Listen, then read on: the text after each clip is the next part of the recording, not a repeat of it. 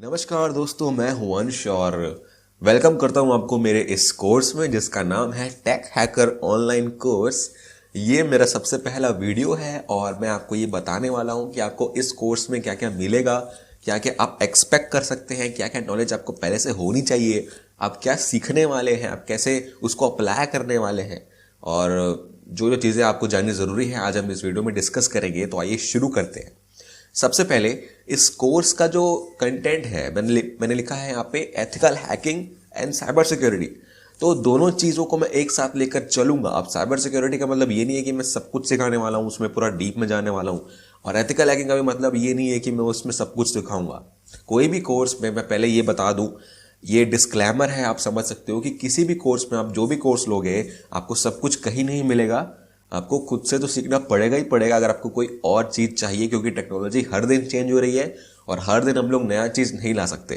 तो जो मैं इस कोर्स में इंक्लूड कर रहा हूँ वो मैं सोचता हूँ कि आपको बेसिकली आना चाहिए और वो सब कुछ है, उसकी चिंता बिल्कुल भी नहीं है। जो आपको जानना ज़रूरी है वो सब कुछ है इस कोर्स में, लेकिन जो आपको आगे काम आएगा कुछ कुछ टॉपिक्स ऐसे हैं जो मैं इंक्लूड नहीं कर सकता ना चाह के भी, क्योंकि ये इतना बड़ा है ना, क्योंकि आप इसको सोच नहीं सकते कि एक कोर्स में कितना आ सकता है, लेकिन फिर भी मैंने काफ़ी कुछ डालने की कोशिश की है।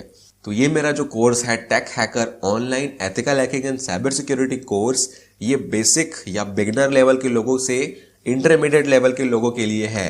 यहाँ पर अगर आपको कुछ नहीं आता है एथिकल हैकिंग पे तो आप बिल्कुल इस कोर्स को लीजिए, आपको काफ़ी कुछ आ जाएगा। और ये मैं ये गारंटी दे सकता हूँ कि आप इस कोर्स को पढ़ के सर्टिफिकेशन लेने जा सकते हैं, बेसिक लेवल का या इंटरमीडिएट लेवल का भी, और आप कंपनीज में अप्लाई कर सकते हैं किसी पोजीशन के लिए। आप इतने कैपेबल हो जाओगे अगर आप जो चीज़ मैं बता रहा हूँ वो सब कुछ पढ़ रहे हो तो, ठीक है, वो कुछ सब याद रख सकते हो तो अगर आप एक बिगिनर हैं और साइबर सिक्योरिटी या एथिकल हैकिंग में करियर स्टार्ट करना चाहते हैं या स्टेप अप करना चाहते हैं तो आपके लिए ये कोर्स बिल्कुल सही है, आपके लिए ही बना है ये कोर्स, तो आप स्टार्ट कर सकते हो। तो आगे चलते हैं। इस वीडियो में हम लोग इंट्रोडक्शन करेंगे पहला मॉड्यूल का, जो कि है इंट्रोडक्शन। सिंपली ये इंट्रोडक्शन है, मैं यहाँ पर हैकिंग वगैरह नहीं सिखाने वाला हूँ, कोई भी कॉन्सेप्ट नहीं है यहाँ पे।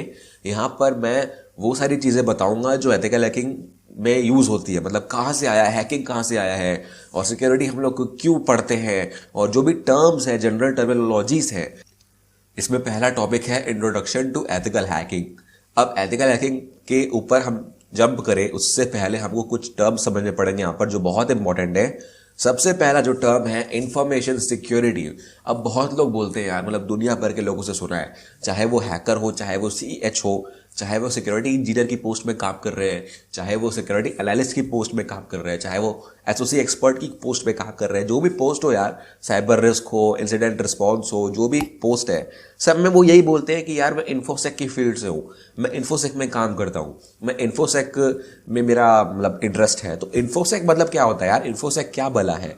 अब ये देखते हैं। इन्फोसेक समझने से पहले यार, पहले ये समझो कि इन्फॉर्मेशन क्या होती है। इन्फॉर्मेशन और डेटा में बहुत लोग कंफ्यूज होते हैं। मान लो मैंने ये बोला कि बर्थडे है 20 अक्टूबर। अब मैंने जो बोला बर्थडे है 20 अक्टूबर, बर्थडे इज ऑन 20 अक्टूबर, तो ये डेटा है, मतलब मैंने कुछ आपको एक फैक्ट दिया है, ये फैक्ट है कि बर्थडे इज ऑन 20 अक्टूबर, तो ये डेटा हो गई, कुछ तो है यहाँ पे, मतलब कुछ तो रॉ दिया है आपको मैंने, क्रूड, मतलब इससे आप कुछ पता लगा सकते हो क्या कि किसका बर्थडे है और क्यों बात कर रहा है, मैं बर्थडे की बात क्यों कर रहा हूँ, किस कंटेक्स्ट में बात कर रहा हूँ। तो ये जहां पर कोई कंटेक्स्ट नहीं होता ना, मतलब कंटेक्स्ट मतलब आप किसके बारे में बात कर रहे हो, और इस डेटा से मैं कुछ मीनिंगफुल निकाल सकूं, समझ सकूं, कुछ समझने लायक है ही नहीं इसमें। बर्थडे है तो किसका है भाई? तो डेटा मतलब वही है जिसका कोई कंटेक्स्ट नहीं होता। कुछ भी बोल दो आप, जबरदस्ती दुनिया भर की बातें कर दो, लेकिन ये नहीं बता रहे हो कि मैं किस चीज़ की बात कर रहा हूँ, तो वो डेटा हो जाती है। लेकिन अगर आप डेटा में कुछ ऐसा जोड़ दो जो उससे कनेक्ट हो जाए और उससे कुछ मीनिंग निकलेगा। फॉर एग्जाम्पल मेरा बर्थडे 20 अक्टूबर को है, मतलब माय बर्थडे या अंश बर्थडे इज ऑन 20 अक्टूबर, तो ये इन्फॉर्मेशन हो गई, मैं समझ रहा हूँ कि मेरा बर्थडे है। अब मुझे इन्फॉर्मेशन मिल गई अपने बारे में, मतलब किसी को मेरे बारे में इन्फॉर्मेशन मिल जाएगी कि मेरा बर्थडे आता है 20 अक्टूबर को, तो ये इन्फॉर्मेशन है। डेटा और इन्फॉर्मेशन में यही डिफरेंस है कि इन्फॉर्मेशन कंटेक्चुअल होती है, मतलब मीनिंगफुल होती है, डेटा का कोई मीनिंग नहीं होता है। जैसे यहाँ पर भी एक एग्जाम्पल है, computer is data and this is my computer is information, मतलब कंप्यूटर मेरा है, ये इंफॉर्मेशन हो गई।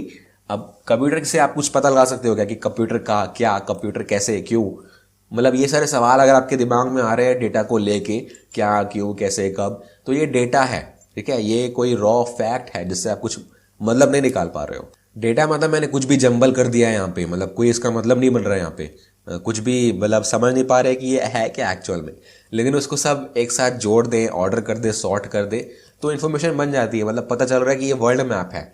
डेटा में तो बहुत सारे पीसेज हैं, वहां पर हम लोग जोड़ेंगे तब पता चलेगा ना, तो जोड़ने का काम हम लोग इन्फॉर्मेशन में करते हैं। अब बात करते हैं इन्फॉर्मेशन सिक्योरिटी क्यों हमको चाहिए, या क्या होता है इन्फॉर्मेशन सिक्योरिटी। अब मैं अगर अपना बर्थडे आपको बताता हूँ, उससे मेरी सिक्योरिटी पे कॉम्प्रोमाइज कैसे हो सकता है। अब मैं आपको बर्थडे बता रहा हूँ तो मतलब उससे कोई मतलब नहीं बनता है ना कि मेरी सिक्योरिटी यहाँ पर कॉम्प्रोमाइज थोड़ी हो रही है।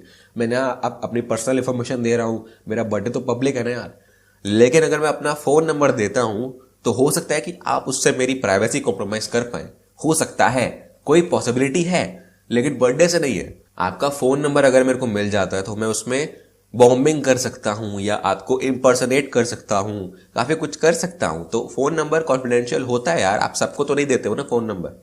तो इसीलिए इन्फॉर्मेशन सिक्योरिटी का मतलब क्या होता है यार, कि इन्फॉर्मेशन को किसी थर्ड पार्टी से बचा के रखना। मतलब जो मैं नहीं चाहता किसी को मिले, मतलब किसी पार्टी को मिले, जिसको मैं चाहता हूं सिर्फ उसी को मिले, तो हमको उसको सिक्योर रखना पड़ेगा।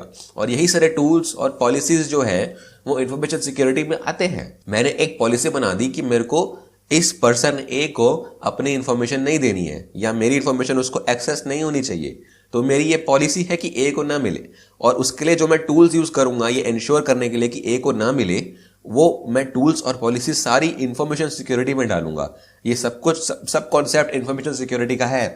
तो ये फिर से मैं बता दूं कि ये बेसिक नीड है सबकी, लेकिन हमारी गवर्नमेंट इसको नहीं समझती है।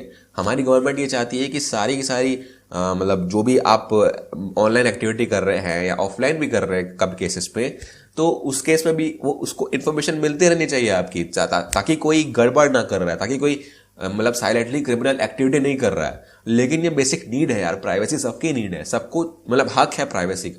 आप अगर एनएसए के बारे में नहीं जानते हो तो काफी कंट्रोवर्सी हुई थी कि इतनी डेटा कलेक्ट कर रही है वो इंटरनेट से कि आप सोच भी नहीं सकते हो। जो भी आप इंटरनेट एक्टिविटी कर रहे हो सब उसके पास जा रही है, ऐसा बोला जाता है, और ऐसा काफी हद तक सही भी है। और काफी केसेस हुए हैं, आगे चल के बात करेंगे हम उसके बारे में, और आप अलग से पढ़ भी सकते हो अगर आप चाहो तो। यूएसए की गवर्नमेंट और एनएसए के बीच में जो भी हो रहा है काम अभी इंटरनेट पे, तो वो आप पढ़ सकते हैं। ये सिक्योरिटी का जो कंसेप्ट है ना, ये नया नहीं है, ये बहुत पहले से यूज होता आ रहा है। लेकिन जो इन्फॉर्मेशन सिक्योरिटी का जो टर्म हमने इंट्रोड्यूस किया है ना, ये हम लोग मतलब रिसेंट ईयर्स में यूज कर रहे हैं। लेकिन सिक्योरिटी बहुत पुरानी हिस्ट्री है इसकी। एक वेल नोन एग्जांपल है यहाँ पर एनिग्मा मशीन, जो जर्मन्स के द्वारा यूज किया जाता था, नाजी गवर्नमेंट के द्वारा। मतलब वर्ल्ड वॉर 2 के टाइम पे ये लोग यूज करते थे एनिग्मा मशीन। ये क्या होती है? ये एक एनक्रिप्शन मशीन है। ये एनक्रिप्शन है जो एनक्रिप्ट करता था डेटा को, मतलब सीक्रेटली इंफॉर्मेशन शेयर करने के लिए यूज होता था जर्मन्स के बीच में, पुलिस ऑफिसर्स के बीच में, गवर्नमेंट के बीच में, वॉर के टाइम पे। ये कैसे काम करता है? ये इसके अंदर बहुत सारे रोटर मशीन्स थे। अगर आपको रोटर मशीन्स के बारे में पता है तो आप समझ सकते हो। ये मतलब इलेक्ट्रिकल और मैकेनिकल कॉन्सेप्ट्स को मिला के बनाई गई थी ये मशीन। मतलब इलेक्ट्रो मैकेनिकल मशीन है जो 26 लेटर्स, इंग्लिश के 26 लेटर्स पे, हर लेटर पे दबाने के बाद, की प्रेस करने के बाद एक यूनिक रैंडम लेटर हमको जनरेट करके देता था। मतलब एक बल्ब होता था, मतलब एलईडी होता था, हम लोग जो भी बटन क्लिक करेंगे एक नया बटन, उसी के ऊपर एक लाइट अप होता था। तो उससे हम लोग एनक्रिप्ट करते थे डेटा को और सामने वाले को भेजते थे, और फिर जो वो सामने वाला था उसको रिवर्स करता था उसको डेटा मिलने के लिए। यहाँ पर आप देख भी सकते हो कि एनिग्मा मशीन दिखती कैसे थी। यहाँ पर कोई की अगर आप प्रेस करोगे ना तो उसके ऊपर 26 मतलब पोजीशंस और हैं जहाँ पर लाइट्स जलती हैं। तो कोई भी रैंडम की अगर आप यूज कर रहे हो, प्रेस कर रहे हो, तो उसके ऊपर रैंडम दूसरी की लाइट अप हो जाती थी। तो ये एक मैकेनिज्म था अंदर, एल्गोरिथम था उसका। रोटर मशीन्स आप ऊपर देख रहे हो, बटन्स के ऊपर जो 2 सेट्स ऑफ बटन्स हैं, उसके भी ऊपर 3 मतलब गियर्स टाइप के हैं, वो रोटर्स हैं। तो उसी कॉन्सेप्ट पे काम करता था एनक्रिप्शन के लिए। अंदरूनी में बहुत सारे टेक्निकल सर्किट्स लगे हुए थे एक की को दूसरी की से जोड़ने के लिए।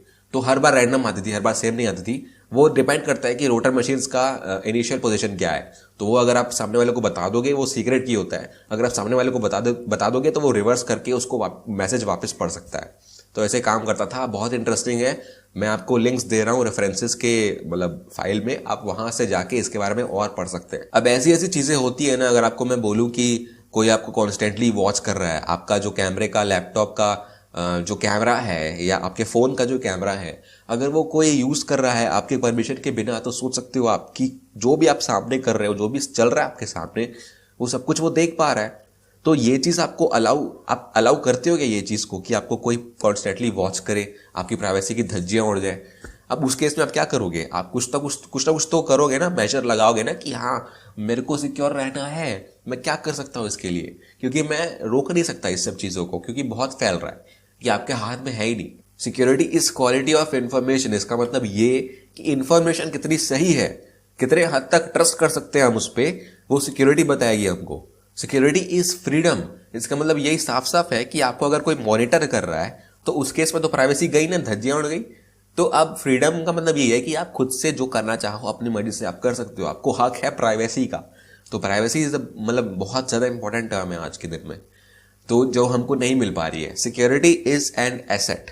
एसेट का मतलब जो आपका हक है, जो आपके मतलब सिर्फ आपका कंट्रोल है उस पर, आपने ओन किया हुआ है, अपनी सिक्योरिटी आपने ओन की है, तो मतलब आपका एसेट है सिक्योरिटी। तो ये इंपॉर्टेंट चीजें हैं जो आपको समझनी है। अब बहुत लोग कंफ्यूज होते हैं कि साइबर सिक्योरिटी और इंफॉर्मेशन सिक्योरिटी दोनों में डिफरेंस क्या है, दोनों में सिमिलरिटी क्या है, कोई डिफरेंस है भी कि नहीं। तो देखो यार, इंफॉर्मेशन हर जगह है। इंफॉर्मेशन चाहे आप पेपर में ले लो, चाहे आप प्रिंटिंग मशीन में ले लो, चाहे आप अपने घर के कोने में जो पड़ा हुआ कागज है छोटा सा वो ले लो, कोई भी तरीके की इंफॉर्मेशन हो सकती है यार। जो पिन्स होते हैं ना, मतलब जो बोर्ड पे लगते हैं नोटिसेस, वो भी इंफॉर्मेशन होती है। तो इंफॉर्मेशन हर जगह है, चाहे वो फिजिकल फॉर्म में हो, चाहे वो डिजिटल फॉर्म में हो। डिजिटल फॉर्म में जितनी भी इंफॉर्मेशन स्टोर्ड है, चाहे वो कंप्यूटर्स में हो, चाहे वो सर्वर्स में हो, चाहे वो नेटवर्क्स में हो, चाहे वो अभी कहीं भी ऑनलाइन डिजिटल फॉर्म में स्टोर हो रही हो, जो एक्सेसिबल है नेटवर्क के थ्रू, या जो नहीं भी है अभी, जो क्लोज सिस्टम है, ऑनलाइन डिजिटल सिस्टम है, उसमें भी जो इंफॉर्मेशन स्टोर्ड है, वो सब कुछ आता है साइबर सिक्योरिटी में। साइबर सिक्योरिटी के ऊपर हम लोग बाद में डिस्कस करते हैं, लेकिन जो डिफरेंस है बेसिक आपको वो समझना है कि साइबर सिक्योरिटी जो साइबर स्पेस इन्वॉल्व हो रहा है ना, उसमें होता है, लेकिन इंफॉर्मेशन सिक्योरिटी सब कुछ है यार, फिजिकल फॉर्म की इंफॉर्मेशन भी है वहां पे। तो इंफॉर्मेशन इन्वॉल्विंग साइबर स्पेस दोनों का कॉमन है, इंटरसेक्शन है दोनों का। तो इंफॉर्मेशन सिक्योरिटी में साइबर स्पेस भी आता है, लेकिन साइबर सिक्योरिटी में वो भी आता है जो इंफॉर्मेशन सिक्योरिटी में नहीं आता है। वो हम लोग बाद में देखेंगे कि क्या नहीं है इन्फोसेक में। तो इस वीडियो में तो बस इतना ही। Thank you.